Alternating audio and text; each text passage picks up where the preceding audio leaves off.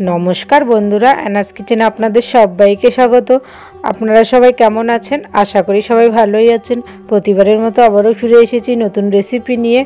Are आजकेर recipe hello egg कारी बा डिमेर झोल।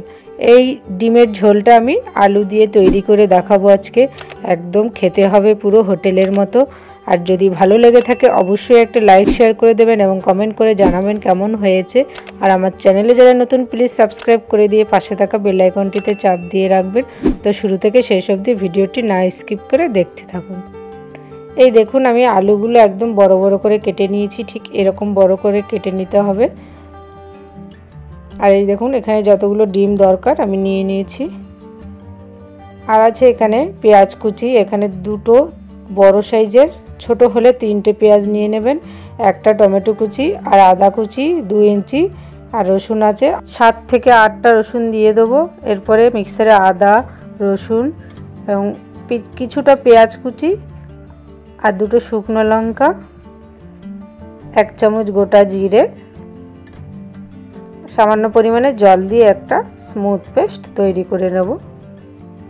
এই দেখুন হয়ে গেছে, কত সুন্দর পেস্টটা হয়ে গেছে। এরপরে কড়াইতে জল দিয়ে ডিমগুলো এক এক করে দিয়ে দেব। ডিমগুলো দেওয়ার সময় জলটা কিন্তু গরম জলে দেবেন না, তাহলে ডিম ফেটে যাবে। ডিমটা সেদ্ধ করার সময় সবসময় ঠান্ডা জলে কিন্তু ডিমটা দেবেন। আলুটাও দিয়ে দিলাম। আলু দেওয়া হয়ে গেলে গ্যাসটা ধরিয়ে দেবো। এবার দিয়ে দেবো খুব সামান্য নুন, তাহলে খোসাগুলো ভালোভাবে উঠে যায়, ডিমের খোসা। ঢেকে দেবো এটা আমি 5 থেকে 7 মিনিট। এই দেখুন মোটামুটি সব সেদ্ধ হয়ে গেছে। এবার আমি তুলে নেব আলু ডিম সব। এরপরে কড়াই গরম হলে দিয়ে দেবো সর্ষের তেল। ডিমের খোসাগুলো আমি ছাড়িয়ে নিয়েছি। এই ডিমগুলো আমি নুন হলুদ এবং শুকনো লঙ্কার গুঁড়ো দিয়ে মেখে নিয়েছি। এবার ডিমগুলো আমি ভেজে নেব। আমার চ্যানেলে যারা নতুন প্লিজ সাবস্ক্রাইব করে দিয়ে পাশে থাকা বেল আইকনটিতে চাপ দিয়ে রাখবেন, যাতে নেক্সট যে রেসিপি তৈরি করব সেটা আপনাদের কাছে নোটিফিকেশনে পৌঁছে যাবে। এই দেখুন ডিমটা ভাজা হয়ে গেছে ভালোভাবে। এরপর ওই তেলের মধ্যে আলুটাও ভেজে নেব। অ্যাড করলাম সামান্য পরিমাণে নুন, হলুদ গুঁড়ো 1/2 চামচ। আলুটার সাথে ভালো করে মিশিয়ে দেবো নুন হলুদটা। আলুটাকে বেশ ভালো করে লাল লাল করে ভেজে নেব। আপনারা আলুটা সেদ্ধ না করেও ডিমের ঝোলটা তৈরি করতে পারেন এমনি ভেজে, তবে সেদ্ধ করে করলে বেশি ভালো হয় খেতে। ভাজা হয়ে গেছে। এরপরে আবারও কিছুটা পরিমাণ সর্ষের তেল অ্যাড করলাম। ফোড়নে দিয়ে দিলাম তেজপাতা, গোটা জিরে, গোটা গরম মশলা, দিয়ে দিলাম বাকি পেঁয়াজটাও। নেড়ে চেড়ে দিতে হবে ভালো করে।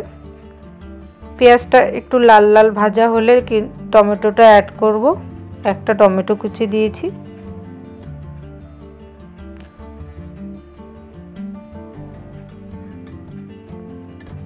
টমেটোটা ভালোভাবে নরম হয়ে গেলে দিয়ে দেব পেস্ট করা মশলাটা।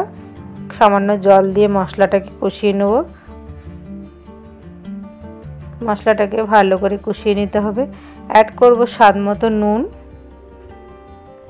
1 চামচ হলুদ গুঁড়ো, 1/2 চামচ লাল লঙ্কার গুঁড়ো, আর 1/2 চামচ ধনিয়া গুঁড়ো, আর 1/2 চামচ কাশ্মীরি লঙ্কার গুঁড়ো। সব কিছু ভালো করে মিশিয়ে এবার কষিয়ে নেব। আমি গোটা জিরে দিয়েছি মশলার মধ্যে, তাই আর জিরে গুঁড়ো ব্যবহার করিনি এখানে। আপনারা এখানে যদি জিরের গুঁড়ো ব্যবহার করেন তাহলে গোটা জিরে আর প্রয়োজন হবে না। ভালোভাবে কষে গেলে দিয়ে দিলাম ভেজে রাখা আলু ডিম। একসাথে এবার ভালো করে মশলার সাথে কষিয়ে নেব। এইভাবে ভালো করে কষিয়ে নিলে ভালো লাগবে আরও খেতে। বেশ 1 থেকে 1.5 মিনিট এইভাবে ভালো করে ডিম আর আলু মশলার সাথে কষিয়ে নেবেন।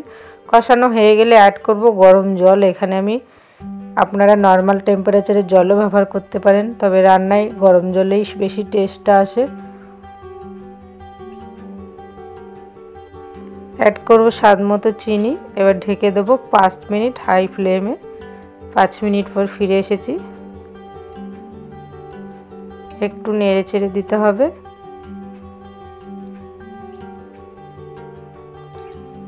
ওপর থেকে 4টে কাঁচা লঙ্কা দিয়ে দিলাম ভালো একটা স্মেলের জন্য। এখানে আপনারা ক্যাপসিকামও ব্যবহার করতে পারেন। এরপরে আবারও ঢেকে দিলাম 2 থেকে 3 মিনিট। ফিরে এসেছি 3 মিনিট পরে। মোটামুটি অনেকটা ঝোল টেনে গেছে।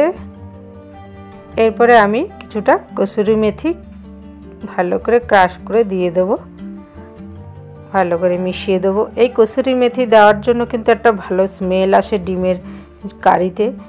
আপনারা যদি না পছন্দ করেন স্কিপ করে যেতে পারেন। অ্যাড করলাম 1 চামচের 4 ভাগের 1 ভাগ গরম মশলা এবং সব শেষে আমি একটু ধনেপাতা কুচি উপর থেকে ছড়িয়ে দিলাম। এই ধনেপাতা আর কসুরি মেথি দেওয়ার জন্য এই ডিমের ঝোলে কিন্তু একটা দারুণ একটা স্মেল আসবে। আপনারা অবশ্যই একবার হলেও ট্রাই করবেন। এটা এইভাবে গ্যাস অফ করে রেখে দিলাম 5 মিনিট। 5 মিনিট পর ফিরে এসেছি, দেখুন একদম রেডি। এইভাবে তৈরি করে আপনারা অবশ্যই একবার হলে ট্রাই করবেন। একদম পুরো হোটেলের মতো ডিমের ঝোলটা খেতে হবে, অন্যরকম একদম টেস্ট হবে। আশা করি আপনাদের এই রেসিপিটা ভালোই লেগেছে। আর যদি ভালো লেগে থাকে অবশ্যই একটা লাইক শেয়ার করে দেবেন এবং কমেন্ট করে জানাবেন কেমন হয়েছে। আর আমার চ্যানেলে যারা নতুন প্লিজ সাবস্ক্রাইব করে দিয়ে পাশে থাকা বেল আইকনটিতে চাপ দিয়ে রাখবেন, যাতে নেক্সট যে রেসিপি তৈরি করব সেটা আপনাদের কাছে নোটিফিকেশনে পৌঁছে যাবে। আপনারা খুব সহজেই দেখে নিতে পারবেন। সুস্থ থাকবেন, ভালো থাকবেন। আবারও দেখা হচ্ছে নেক্সট রেসিপি নিয়ে। প্লিজ আপনারা অবশ্যই পাশে থাকবেন। ধন্যবাদ।